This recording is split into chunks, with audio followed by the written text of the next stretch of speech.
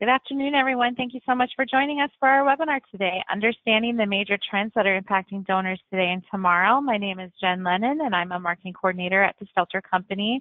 Very happy to be here today to introduce our speaker, Nathan Stelter. Nathan Stelter is the president of the Stelter Company, and you'll note on the screen it says he's been in the business for 18 years, but breaking news, he just told me right before here that I got that wrong. He's been in the business for actually 20 years. In June. So a couple more years there on his resume. His primary concentrations and his passions include overseeing Stelter's consulting and marketing teams while working with his amazing leadership team to forge the way with new research, new innovations, and smarter ways for charities to raise planned gifts. Over his career, he's been fortunate to speak at over 100 national and regional industry meetings on gift planning marketing trends, cutting-edge donor and fundraising research. He's also been quoted in Plan Giving Today, Advancing Philanthropy, and other trade publications. He currently is the author of our successful Stelter Insights blog. That's blog.stelter.com, so check that out. He is serving on the board for the National Association of Charitable Gift Planners, and he's a past board member of the National Capital Gift Planning Council that's out of Washington, D.C., and he's a current member of the Mid-Iowa Plan Giving Council. So without further ado, I introduce to you Nathan Stelter. Thank you, Jen. And yes, 20 years. It's definitely flown by, and a lot has changed in our space. And that's actually kind of probably a pretty good lead into how this particular presentation came to be. This actual talk today around understanding the major trends that are impacting donors today and tomorrow really came about through travels over the last year or so, visiting with other councils and professionals, gift planners around the country, and a lot of anecdotal information around observations of things that were evolving and changing based on their experience. And so decided to kind of start putting things together and connecting the dots a little bit. And so really the goal today is to share some of those findings, some of those observations, again, from some of that feedback, and give you some idea on what may be coming down the pipeline. Before jumping into really the meat of today's talk, we got an audio issue. Hey, Nathan. Yeah, I'm just noticing that we're having an audio issue, so I'm going to stop you for a second, and I'm going to see if I can take care of that real quick.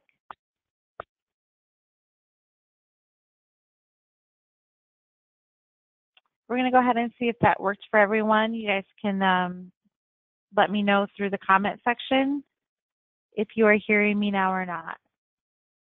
Okay, we did get some comments that the audio is working. It's working through the internet, and everyone now is saying they can hear. So let's go ahead and continue. Thank you guys for letting me know. All right. Hey, it wouldn't be a webinar if there wasn't a little technology glitch. Anyways, well, good. Hopefully everybody can hear me, and we'll kind of march forward with kind of the talk today. And as you see on the screen, really, I like to start with kind of some hard truths that we all face in the world of plan giving. The first of which, and again, this is a conversation you've likely had with colleagues or your boss or others, but you know, our job's hard. Only a third of plan giving donors ever tell us their intentions during their lifetime. No matter what research, whether it's Stelter's or others, that number stands pretty true, and there are variations based on size, type, complexity of your organization, but only about 34% of people will ever tell us. And we know this is a low activity type giving anyway, where only 7% of Americans are actually making planned gifts. So 34% are telling us, 7% of the population are doing it. That's really 2.38% of the population that we're trying to get to engage with us. While others are making these gifts and people are making decisions, they won't always tell us. So our job is hard. Planned giving decisions as well are based on a donor's timeline. You have those colleagues in annual giving, and you know, they have a very easy metric and a very easy measurable on. I do marketing of such at such time of year to an audience, and I see results within weeks. We know in our world it is based on the donor's timeline. This is not something people wake up and think about day in, day out. And then things that are evolving in regards to how people are making decisions, how informed they are before even picking up the phone or before responding to anything that we send out to them. There's been some new research that's come out that shows donors are almost 60% of the way to a decision before ever having that conversation. And I use the analogy of thinking last time you bought a car. More than likely you went online, perhaps even built the whole car yourself before ever going to the dealership. So people are very much becoming more and more informed or wanting to have that information at their fingertips prior to having a conversation. So these are just things that we'll address a little bit today and why that is and how to think about your outreach when engaging donors. So for today's talk, really broke it into kind of three buckets. Why are we seeing this change? What are the things that are happening around us? Some things we can control, some things we can't that are impacting the shift. Understanding what that looks like as it relates to today's donor.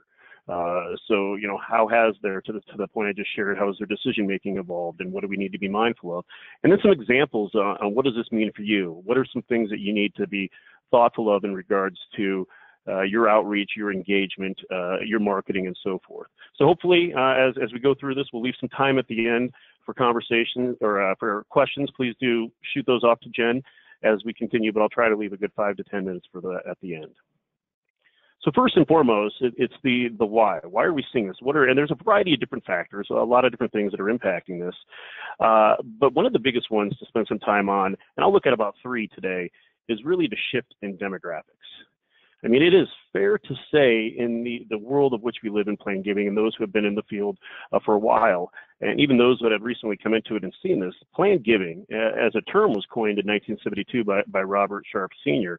But this industry has very much grown on the backs of the silent generation. And why that's important to just think about for a while and understand is we are very much into working with our boomer cohorts. And while there are some similarities with what they both value and how they make decisions, there are definitely some differences. And so kind of dive into that based on some of the research that has come out. First and foremost, this is kind of what that typical silent generation mature donor looks like, and some of the values that they hold so near and dear. Hard work, typically fiscally conservative, respect for authority, high value for education, a value on greater good over themselves, and trust in charity. And I bring up that last point because the trust in charity is a critical thing. This is a generation that grew up seeing the impact of big charity on themselves, their loved ones, their families, going through some times when charity actually was able to come to the rescue. And so this is definitely an audience that maybe doesn't blindly give, saying, charity will do good by my dollars, but definitely trust more than other generations. Boomers, on the other hand, again, very similar, value work ethic, very optimistic. This was the first generation to really challenge the status quo, question everything, as every generation has subsequently.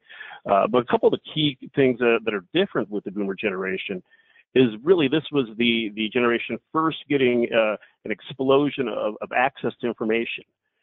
As opposed to the silent or mature generation, largely print media, radio. This was the generation really with media, with 24-hour-a-day news coverage, good, bad, or indifferent, digital and internet blowing up as well.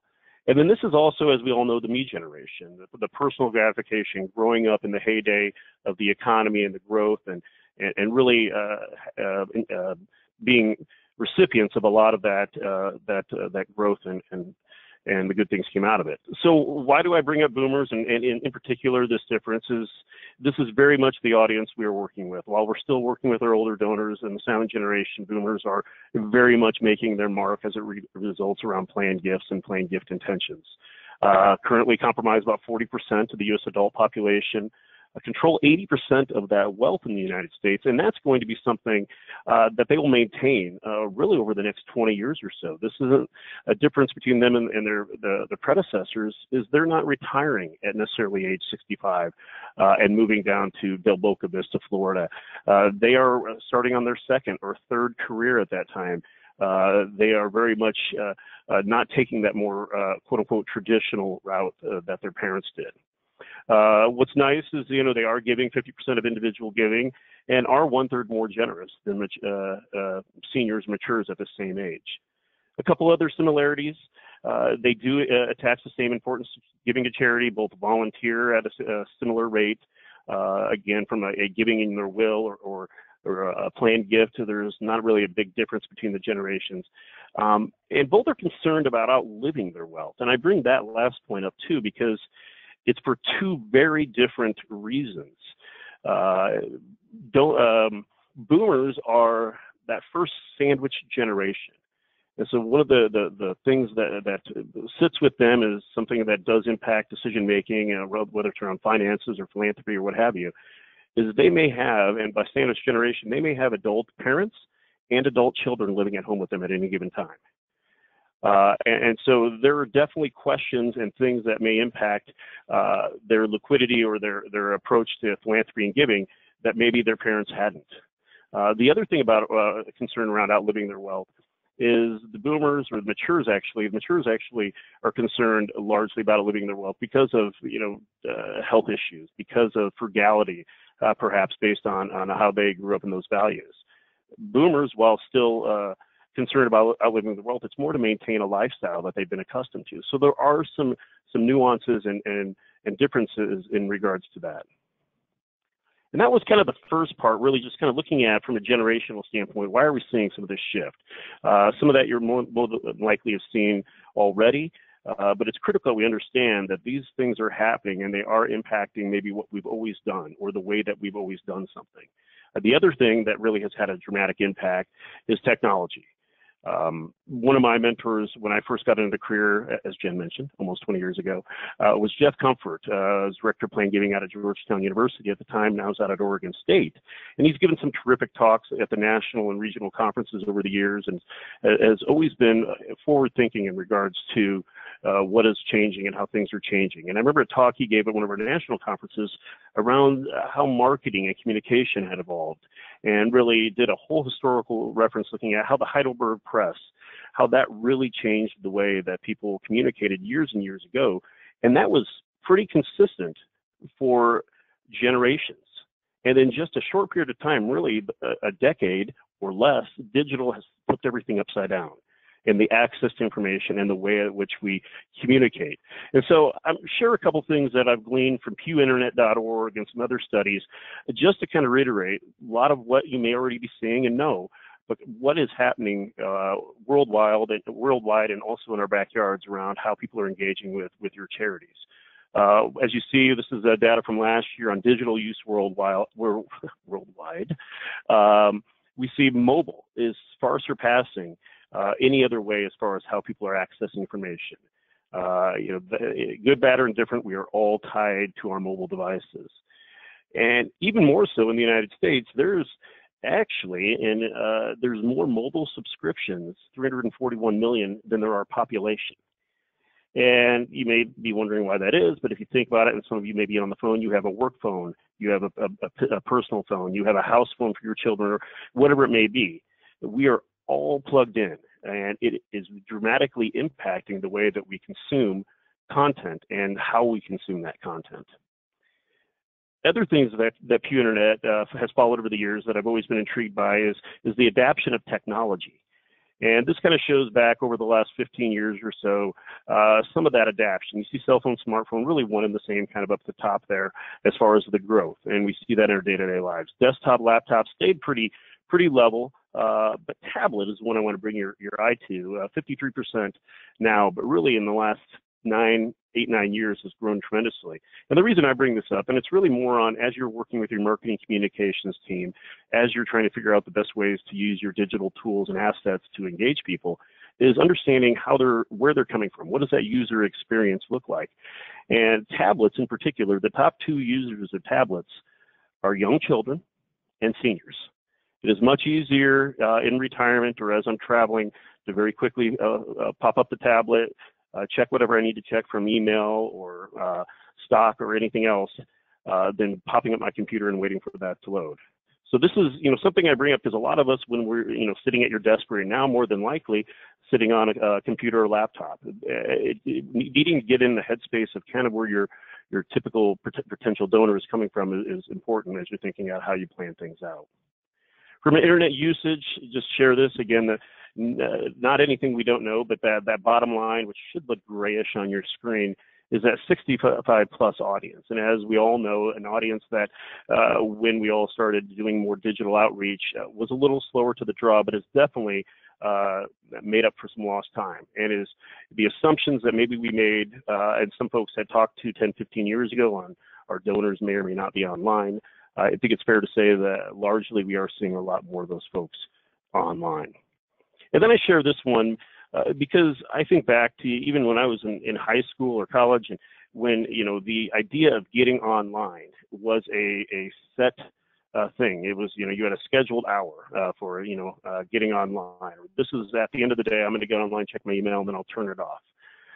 It is part of the way that we live and breathe now. You pick up your phone, you check your email first thing in the morning, you check the weather or whatever it may be. We are constantly tied to the online world. And so we asked about this. This question came from the NMI data study. If you've heard any of our talks around some of the research we've commissioned and been part of, this was a more recent one that we took part of. But a national study trended over the last dozen years or so, and looking at, which of the following activities for this question do you participate in on a regular basis? And you see surfing the internet, as I just showed, is pretty consistent, 74, 80, 75, 67. One thing I will note, so you don't need to waste a question on it, is why, because somebody's asked this when I've given this in person, is why are millennials 74%?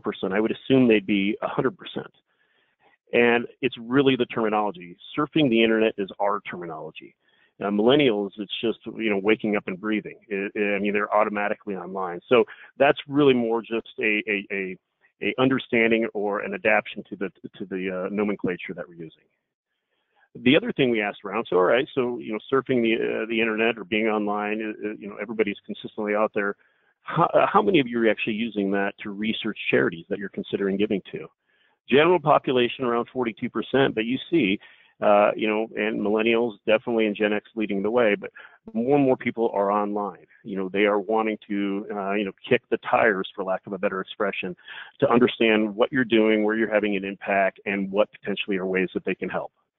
So I bring this all up because this has changed a lot in the last decade, and it really impacts the way that we communicate our expectations with what we should see from folks, and how we engage people. And it may be different than perhaps maybe you grew up in the development industry or the fundraising world knowing. And I share this in particular as far as who holds the keys. Again, I think it was a talk back in Denver at the National Plain Giving Conference probably about a dozen years or so ago.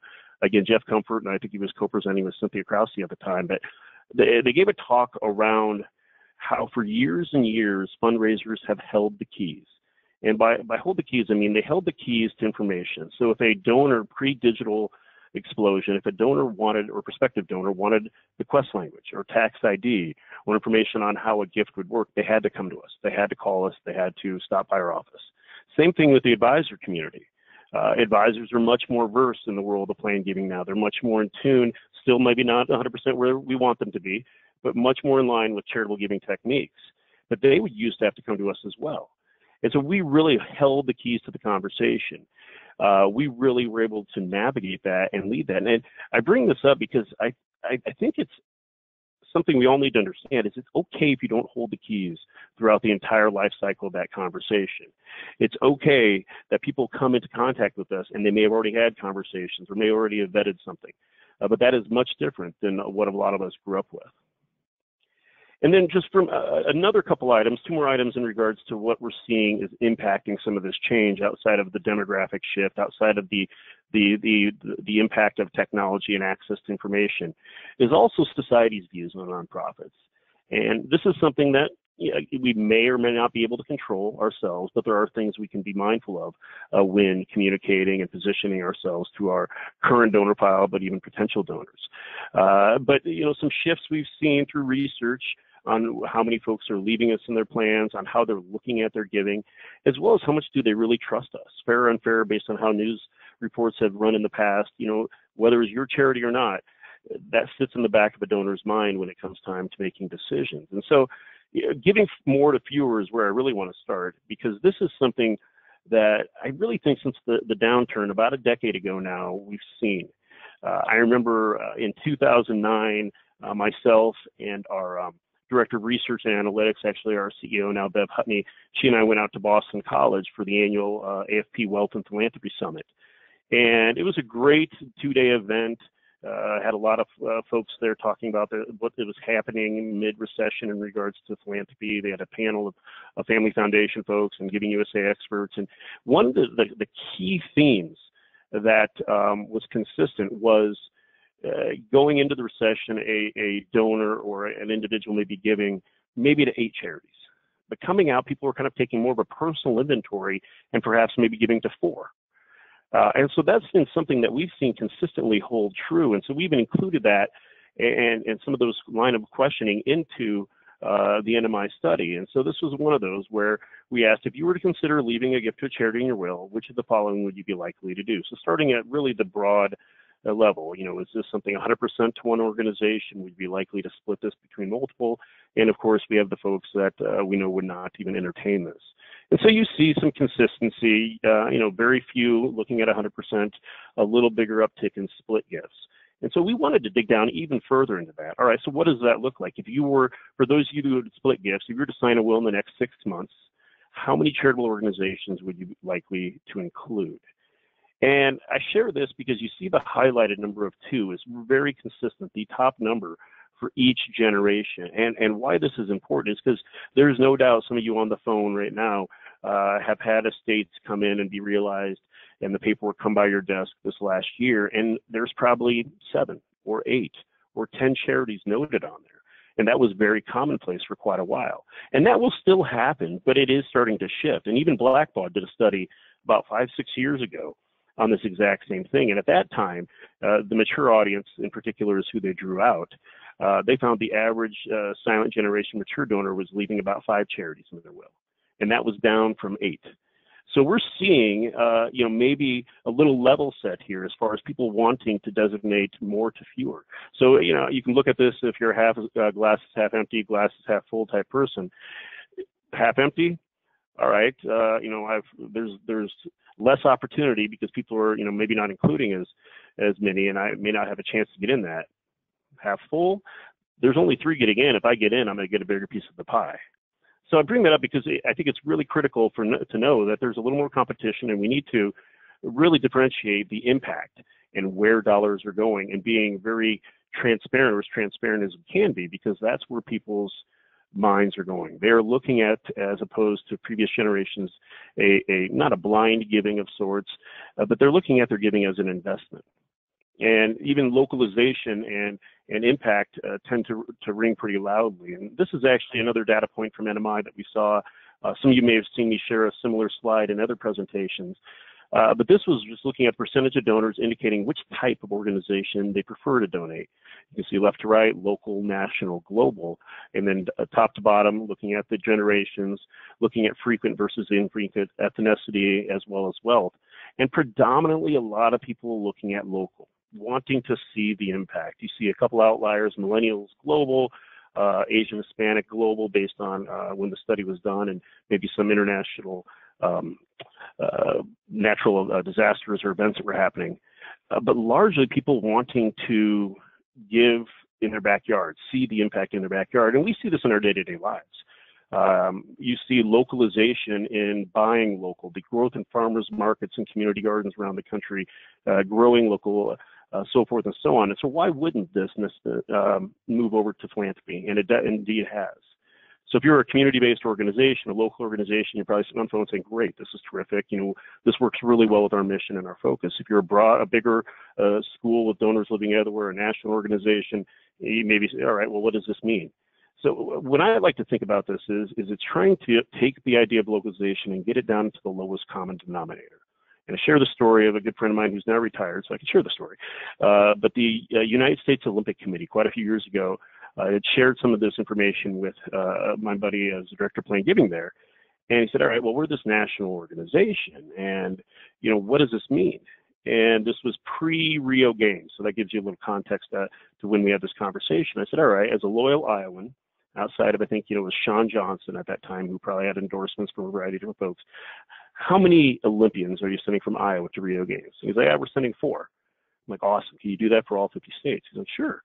So we ended up creating, again, around that idea of localization, a campaign around the Backyard Olympian, and really trying to take this obscure, hey, we're this national organization that can do these great things for all these people, taking it down to a level that really resonated more with the individual. Did you know that this year, these are the 4 things we're doing to support local Iowans going to the games? So again, just giving you that some food for thought, because again, separating yourself, building a little more transparency or connection as far as where the dollar is going is critical for everybody. Here's an example. Again, Southeastern Ohio Food Bank, already very targeted. You'll see through some of the content in pink as well as the visuals on the right. We took it one step further and actually broke it down by county to show the people, a number of people, food insecure as well as the meals provided. So even if you're regional already, you can use this information and use this idea to even take it down a step further. AmeriCare's amazing organization, a lot of impact around the world. They realize when they do specific campaigns, this one was around children in Africa, focusing on specific areas. You see, again, talking about that throughout some of the variable data that they were utilizing in their letter. So just a couple different ideas on how you can kind of maximize or take advantage of localizing this. And then the final thing, as far as what's shaping this change in how donors think or engage with us, is the what have you done for me lately type attitude. And unfortunately, a lot of this is driven or built by access to news and content and media 24/7, some which is accurate, some which isn't.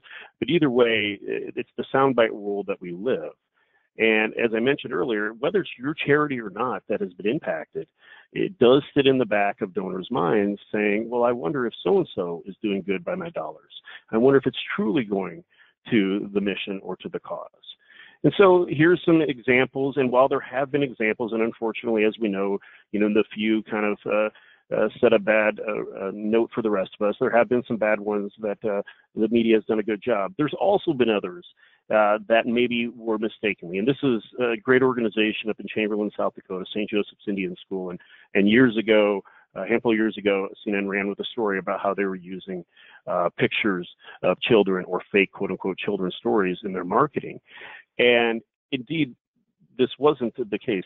Based on the nature of their mission and based on the work they're doing in bringing these children in and taking care of every one of their needs, they're not going to use real stories in mass marketing. Again, protecting the children. But this unfortunately got out there that, oh, they're not really talking about real children. These aren't stories of real children, and cast that shadow. And again, these types of things, and we hear them with Red Cross during disaster times, we hear them with other organizations. And there's a lot of different ranking organizations that are popping out here now too. Charity Watch apparently has a Charity Hall of Shame. There's a new one that I saw just come up, and I was looking into it just earlier this week, called Impact Matters. I haven't done a lot on that one. Usually we're referring to, as I'm sure you are and your donors are, Charity Navigator, GuideStar, all built for the best intention, no ill will. But the way they rank us sometimes, and I think this new one looks, Impact Matters, looks like they may be trying a different approach, isn't always fair. They're looking at where the dollars go and how much we're using to operate, and where does that funding, is it really getting to the cause? And so this was actually one of the questions, or a variation of the question we asked in that national study, and understanding, where do people's trust lie? And the statement was very much, and majority donors indicate they only donate to organizations that give 100% of their donation to the cause. We know that's not necessarily realistic. We know we need to invest in our organizations and our people, in our infrastructure to be competitive and to do good work. But the mindset is there. Only 1 in 5 trust an organization to really give 100%, or even people thinking close to 100% to that cause. And so this is just something that sits in the back of people's minds and things that we need to be mindful of. And there are folks out there doing good work on our behalf. A lot of you have probably seen, and it's a couple of years old now, but Dan Plata and his TED Talk, his organization, Charity Defense Council, is really trying to shift and change the way that charities look at, and even donors look at, overhead. And how we need to invest in ourselves to make sure that we're competitive with the changing nature and needs of today's donor. Being transparent is another way. I think Charity Water has done a very cool thing in regards to how they are transparent 100% of your money brings clean water to people in need. Again, trying to, when they first started, and watched, if you haven't had a chance, I watched it's about a 20-minute video from the founder and how this came to be years ago, but on how their initial donors, how they really connected them to the cause by literally doing videos of how they were putting together these sources of water in communities and actually putting GPS coordinates so you could see which one you actually helped fund. So again, trying to, as best you can in today's day and age, connect the dots for donors on the good work that you're doing. Here's a simple way that it may be more applicable for everybody. Pulling some information or data points out of your annual reports. We know those are great documents if you're still doing them, and it tells the story and helps us thank people, but it's a lot of content. People may not always see it. So trying to reiterate where the dollars are going. Bright Focus Foundation always makes a point of this, of talking about how they're supporting the research in these three critical areas and continuing to drive home that message. So again, that's kind of the first part. Really wanted to set, and I know we've gone about 30 minutes into the call, but wanted to set the stage for really why we're seeing this based on the shift in generations, the advances in technology, and even some of the things that we may or may not be able to control ourselves, but may sit in the back of our donor's mind from a public perception standpoint. So that really gets us to today's donor. So knowing they're seeing all these things and there's this shift and change happening, what does that look like? Won't spend a lot of time on this slide. This is something I've already mentioned, but it is just fair to note. Typically, any given charity only knows about a third of their donors. 34% of people will self-identify during their lifetime. A full 2/3, almost 66% of people will find out when we find out. And that's why when we think of outreach, when we think of marketing, you have to think of it in really two mindsets. There's the air cover, as I like to call it, where it's the educating, building awareness, giving people the tools to make decisions on their own if they're not inclined to connect with us. And then there's the more campaign targeted focus. How do we give people timely reasons or ideas to raise their hand? And that's where we've seen growth in legacy challenges and other things come up over the couple years.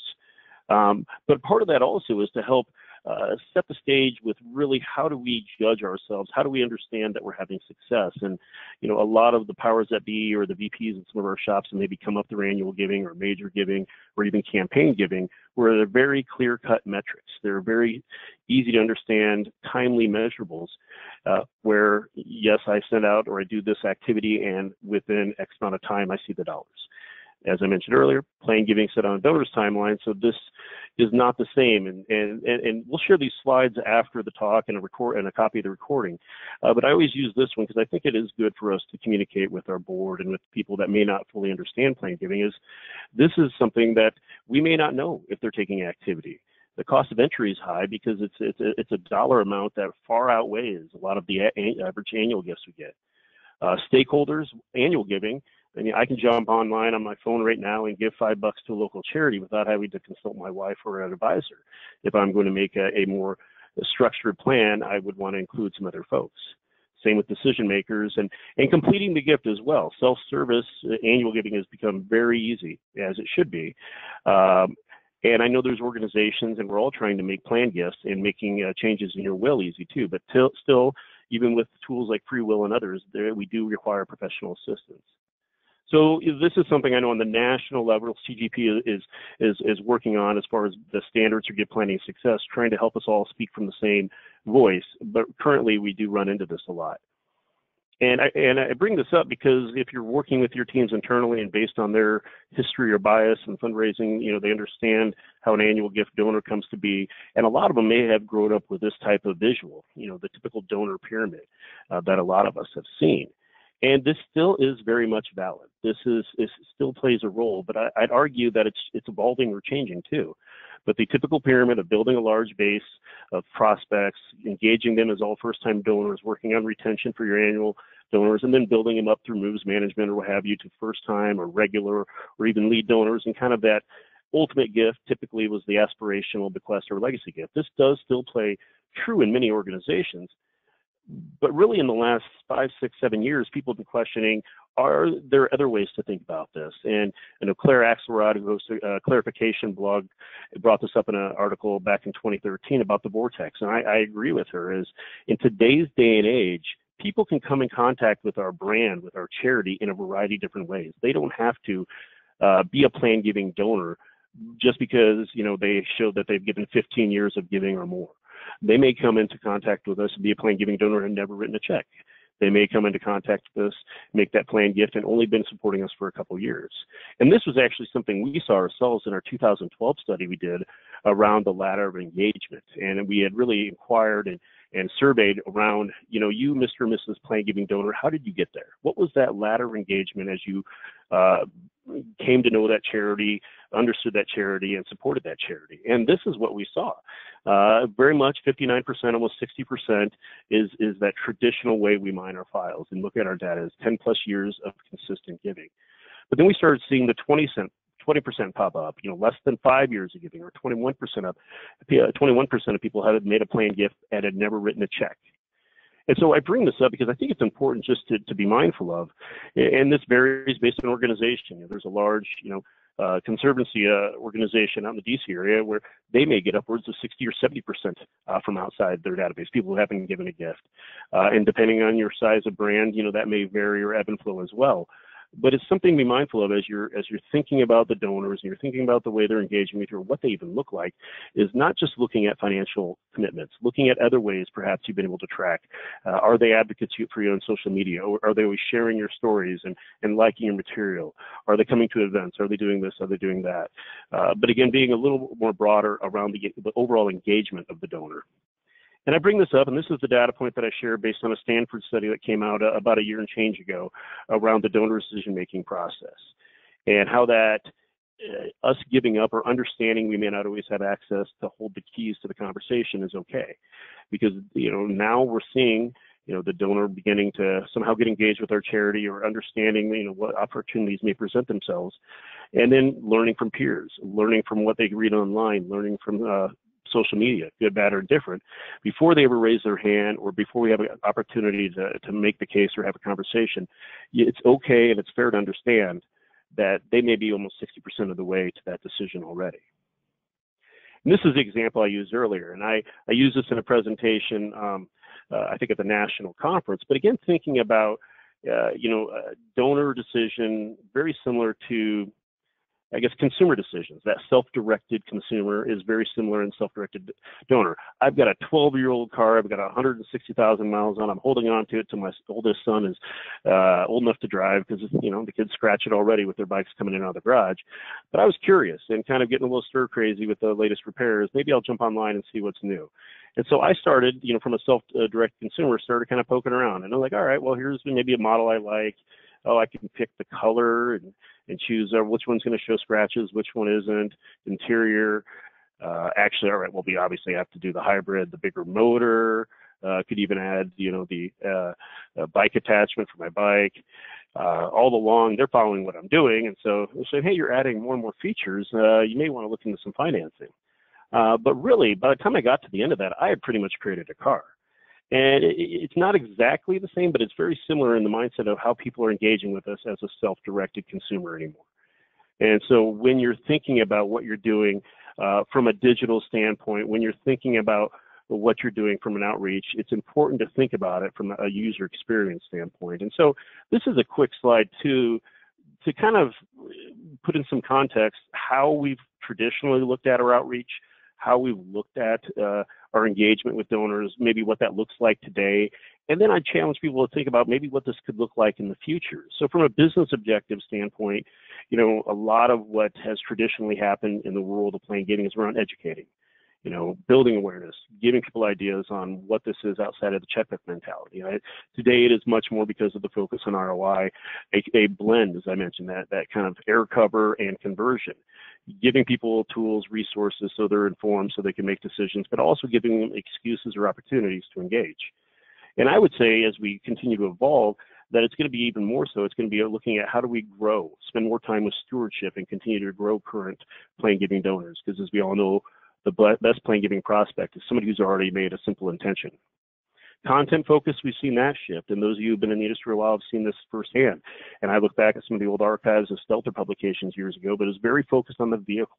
It was very technically inclined. It looked like an old Kiplinger's tax newsletter. Now it's very much, while the vehicle aspect plays a role and there are some of the tax observations we need to make, the impact and showing where the the dollars go is critical.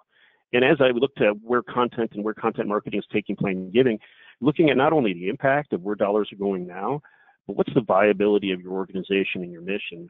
With people thinking about, and donors thinking about their giving as an investment, think about when you invest in a stock, think about when you invest in a company, you want to invest in somebody you know has a plan, you know is going to be around.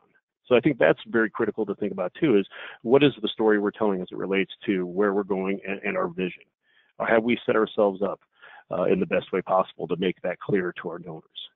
Audience, I'm not going to spend a lot of time on that, but oldest Americans is where we traditionally focused. Now it definitely is more multi-generational. We know the first bequest is the average first bequest is including a estate plan at age 48.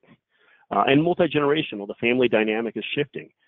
So what are the different influences and people that are coming into that conversation? And then strategy. This goes very much to the holding of the keys, where yesteryears, as recently as even 10, 15 years, we largely held the keys to every plan giving conversation. Through Penelope Burke's work and others, donor-centric has really taken hold, and I think we're all doing a much, much better job of communicating based on their needs. But it's okay, and I think it's fair to inform the powers that be that more and more of this is going to be donor-driven. They will be telling us what they want to hear. They will be telling us when they want to connect. And we have to be okay with taking and being able to identify those cues and be ready when that happens. Here's a couple examples to share just of some of that blended way of kind of informing and building awareness as well as telling stories. This is a piece from Iowa State University. I'm a Hawkeye, so this is kind of tough for me to share. But again, this was very much, you don't see anything about giving through a vehicle. You don't see anything here about a tax nuance. This is about pulling generations together and about showing the impact on that young student based on a gift and based on the foresight of somebody else. This is another thing from a conversion standpoint with the awesome organization, the Redwoods League, Save the Redwoods. And they use this. This is not a build education. This is not a build awareness model. This is we want to recognize and take activity for the 100 legacy donors that come forward, and this was last year in 2018. This individual will give X amount. So again, a matching time-bound campaign to get people that maybe already made an intention, just hadn't let them know, or maybe are on the fence. So this is very much based on that conversion. So looking at awareness and conversion and the different ways to position yourselves. So that was a big meat of the talk, really around what this looks like. The pyramid vortex, I've heard the arguments on both sides, and I think it's probably a blend of both. The decision making and how that's evolving and how we need to be okay with that, and then thinking about how we're positioning and the way what we're asking people to do when we're reaching out to them and getting their attention. And so it brings us really to the final part on what does this mean for you? And what are things that make sense? Hopefully you've been able to see a couple examples and ideas, and maybe some ideas are running around in your head on ways you could incorporate that. But I think first and foremost, it's kind of breaking stuff down. The world of marketing and plan giving has really evolved from, when I started 20 years ago, it was largely newsletters, maybe a little digital. It has really evolved and is so much more tools.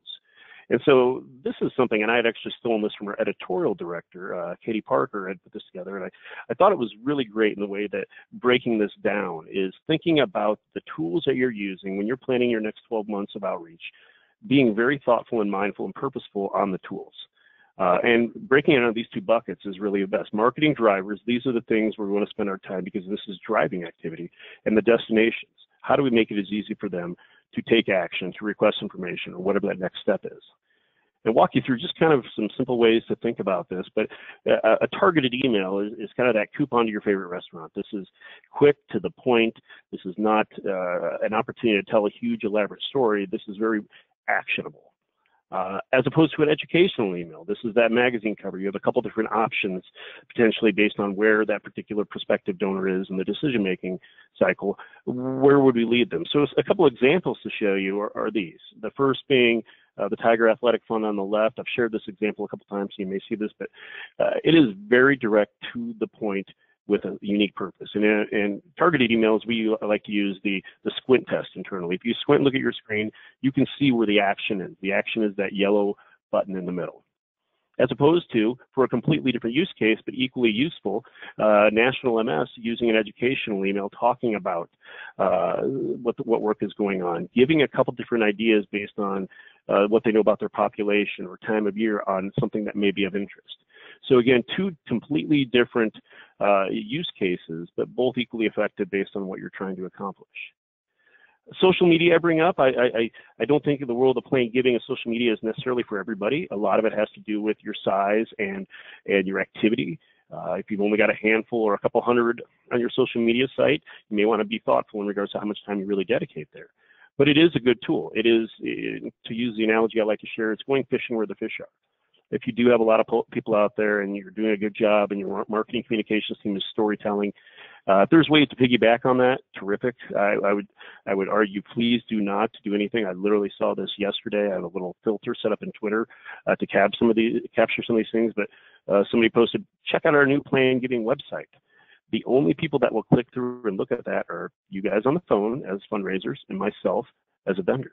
Donors aren't going to gravitate towards that. So when you're thinking about using social media, be really mindful on how you're positioning it. So here's an example on VFW, terrific organization supporting veterans throughout the United States. They use this around Estate Planning Awareness Week. And putting this out simply as estate planning is for everyone, regardless of age or assets. As a service organization, this message works terrific for them.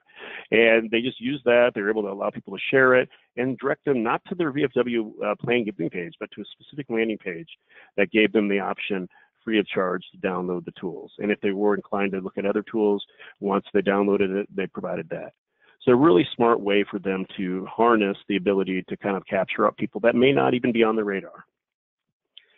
Plan Giving websites, as you look at some of those examples, are probably what most people are familiar with here on the phone. And I would say, yes, they are still a very critical tool to what we do. I mean, we provide them for many organizations around the country, but it has changed a lot. And a lot of that goes to how people are consuming, their patience for navigating areas, and what does that user experience look like.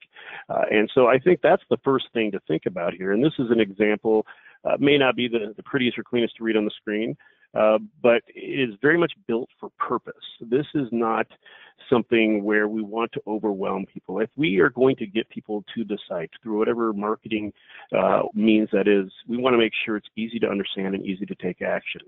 And so you see here, this is University of Texas, you don't see anything about the football schedule. You don't see anything about the Alumni Association. You don't see anything about what's going on campus right now.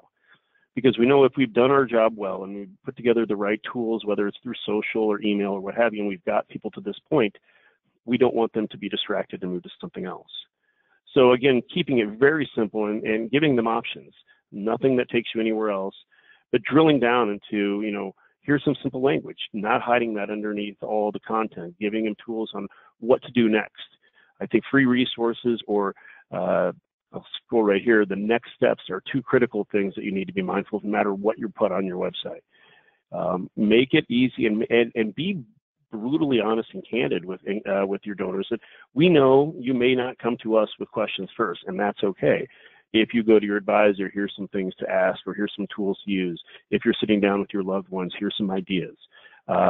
Giving them tax ID, giving them the quest language. So making it easy, I think that's the critical thing to think about. And I'll fall on the sword. 20 years ago, when we first launched our first Plan Giving website, we had 138 pages of content.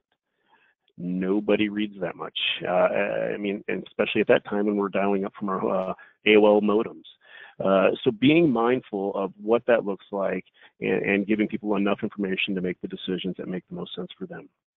Here's another example, again, making sure it's mobile friendly.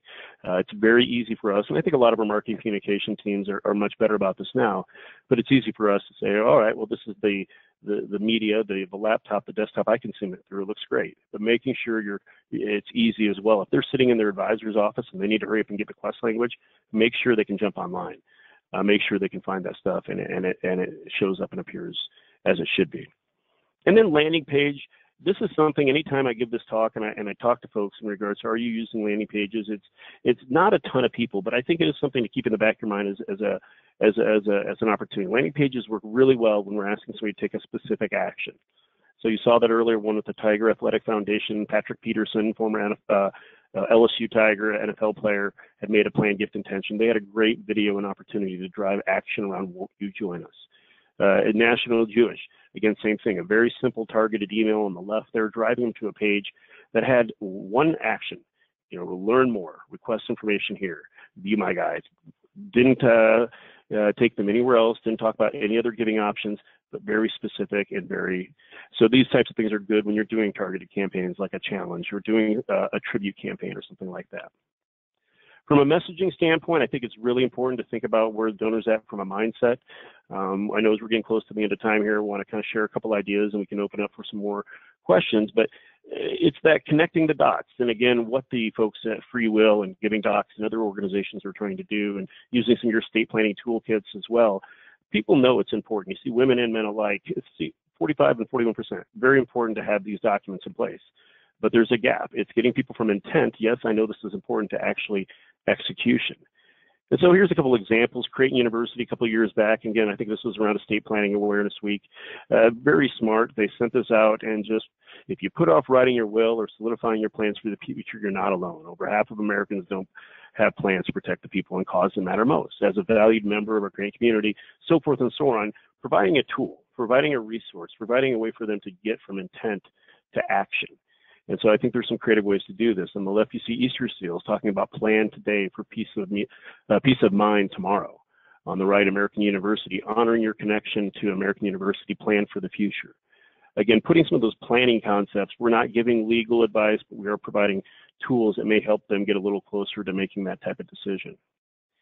And then make it personal. I did talk about localization earlier and variable data, so I won't spend a lot of time on this, but trying to, where appropriate, make your messages and those few opportunities you have to get face time through marketing and through your media relevant, making sure it speaks to. It's not a one-size-fits-all, or what I used to call the spray and pray. It's really being mindful on what are the data points your team's collected over the years so you can make the message as personal as possible. And then I'll leave you with two quick things on being mindful or thinking about other ways to engage outside of maybe what you've been used to, or maybe traditional things. Probably most of you on this call have done or thought about some type of survey. I think plan giving surveys are terrific tools if used wisely and built the right way. These have really come into vogue and are great ways because it is harder and harder to get donors to sit down, because it's harder and harder to get face time, and their time is valuable, your time is valuable. How do we do an extension of our discovery in a less evasive way? And you would be surprised how much people are willing to share. So thinking about your program, surveys aren't something you do all the time, but your audience, are there ways to get a better understanding of what they really care about? We can make assumptions based off what we see in their database and different things they've given to or come to, but nothing is more genuine and real than what they tell us. So thinking about how you can utilize surveys to get people to engage and share some of that information for you. This is actually an example on just in general, not a plain giving question, but in general, how much of your giving, and this is Best Friends Animal Sanctuary, a terrific shop, how many, how much your annual giving goes? 27 people, close to 100%, 6 people, 100%. These are the types of people that we would want to make sure we're in front of. They have an affinity and a passion for organization. And then the last thing, just as far as some of this that's evolving, definitely goes to that self-direct consumer. And you saw a little bit of that in my Acura example where I was clicking through and they were watching from a for-profit. They were watching on the back end where I was clicking and realized, hey, he keeps adding features to this car. He's probably going to want some financing. So they had it set up to trigger and set up some financing. I think behavioral engagement, and if any of you are going to buy a plane ticket for the holidays, you're probably already seen this taking action. You go onto the site, you look at your flight to XYZ, and then you get an email or you get a pop-up or you get something. I'm not saying use those tools. They're more readily available now than ever, exactly like that. But I do think there are benefits for us to be smarter fundraisers in using these tools and being aware of it. And so here's a simple use case and really how behavioral engagement helps us. Typical donor scenario where they go to your website, they read whatever information, and then that's it, they leave. Behavioral engagement allows us to see that they've been on the website and then target them with a more relevant ad or email or some type of content that based on what activity they took, we can actually talk to them in a smarter way. And this is just a real life example to share with you of somebody who wouldn't have been on one of our clients' radars, but based on some of the tool sets they'd put in place, we're able to identify her. A graduate of a local college, 1990, last date, and this was about last July 2018 when we identified this person, but it hadn't given in 5 years, giving less than 2,500. So as you would imagine, was not on a gift officer's portfolio. They, however, found over a 30-day window that she was really engaged with them and interested. And it wasn't necessarily through the Plan Giving page, but through the alumni page. She engaged on day one through a traditional Plan Giving email, didn't do anything, didn't download anything, but did click. And then over the next 30 days, they saw her come back 3 different times to 2 different stories on their alumni page about scholarships. And so on day 25, able to re-engage with her again in a very passive way around, here's some things that we're doing on scholarships. And this person now is part of the portfolio of the major gift fundraiser at that school. Other ways to kind of surface up content examples of what you can do with some of these tool sets, just to kind of share with you and let you know some of the things coming down the pipeline. So I know we're close to the end here. I know we've got a question or two and want to leave a couple minutes for any other questions that may be popping up. Goal again really today was just to help you understand or see some of the things that are impacting, whether it's just for your own knowledge or to share internally with your teams. Also give a little line of sight into how things are evolving and what expectations should look like from a donor engagement. And then maybe giving some ideas on how to rethink or recalibrate how you're approaching your marketing and some of your tools. So I will hand it over to Jen to see what type of questions we have, and appreciate the time today. Thanks, Nathan. Yeah, go ahead, take a drink. We just have a couple questions that have come in. So I know we only have a few minutes, but if you do have a question that you'd like to ask, you can still have time, type that in and hit the send button, and we'll get to that. First of all, Nathan wants to say thank you so much, Nathan, and go Hawkeyes. Go Hawks. Allison is wondering, has Stelter considered building a tool for clients like the freewill.com tool, where a donor can build their estate plan and relay that to the organization that they've included? Also, do you have any thoughts on this type of a tool that you'd like to share? Yeah, good question. And we have not. We've done some things with our estate planning toolkit and utilizing that as a digital resource for donors on their own time to think about those types of planning. I think there are some applications definitely for like a free will, like Giving Docs. There's someone called Quill, Tomorrow. There's a variety of different applications out there now. I think the biggest thing, and I actually posted a blog on this, I believe it was earlier this year, and even CGP may have shared it in their GiftPL or their CGP link. I think the key is just really being mindful of what are you trying to accomplish. With free resources like that, sometimes you can very much connect it to an individual, sometimes you can't. And I think you need to be thoughtful of how you market it. I think positioning as one of many tools is a good way to do that. I do know with a friend of mine who's using their tools out in California. One of the things made him wary of, based on another client that had a situation, is inform if you have folks on your board, if you have an advisor community that you're active with, be proactive and inform them that you are using this type of tool. I had a client who had signed on and started marketing a tool like that out in the Midwest, and didn't inform the local advisor community, and actually started offending some of their board members, and had folks had some tremendous backlash. So I think being proactive in communication is really critical. But again, I think due diligence is worthy on each charity standpoint. I don't know if it's the best fit for every charity, but I do think there are some that it could work well for.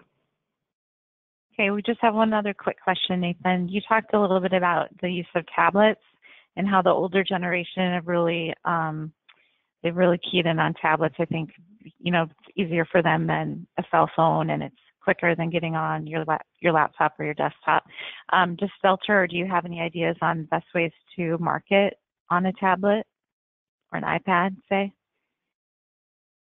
Yeah, no, a good question. I think the biggest thing when we think about how people are consuming the content and engaging with your brands online is just understanding how they're going to navigate. So if you're on a tablet, it's touchscreen, you're kind of scrolling, so forth. So it's trying to make sure when you work with your marketing communications team and your IT team to build out your interface, your website interface, as clean and as simple as possible. Because while you may want to include some cool functionality or tool or something that you think is going to be the next great thing, make sure you test it to make sure from a mobile, from an iPad, a tablet, accessible standpoint, it does the same things and it's easy.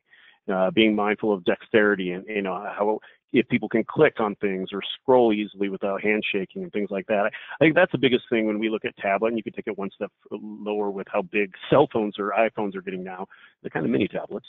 But again, being mindful of some of those concerns and even eyesight, having been somebody, not the target age, but somebody who's had 2 cataract surgeries, being mindful of how you display visuals and even your content on those tablets, because you want to make sure it's easy to digest and easy to engage with them on.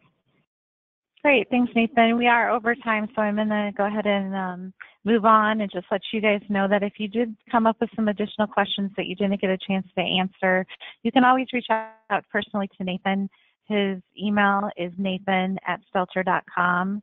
So go ahead and reach out to him personally. If you have any questions about our webinar series, you can reach out to me. There's my email address. And if you have questions on Stelter's products or services, you can email us at stella@stelter.com and we will get back to you. You can also visit us at stelter.com and learn more about our company, our services, and our programs. And finally, we did record the webinar today, so barring any technical difficulties, the recording along with the slides will be available on our website at stelter.com/webinars. I'll work on that today, so hopefully they'll be up there tonight, but for sure by the weekend they'll be up there. You will also receive an email from me when they're available. So if you just want to wait for the email in your inbox, then you can go to stelter.com/webinars and you'll be able to access those things. So thanks so much everyone for joining us this afternoon. This is our last webinar for the year. We are busy working on our schedule for 2020, so that will be up on stelter.com soon. So check that out after the beginning of the year and get registered for another great curriculum of webinars next year. Thanks so much for joining us, everyone. Have a great afternoon. Bye-bye.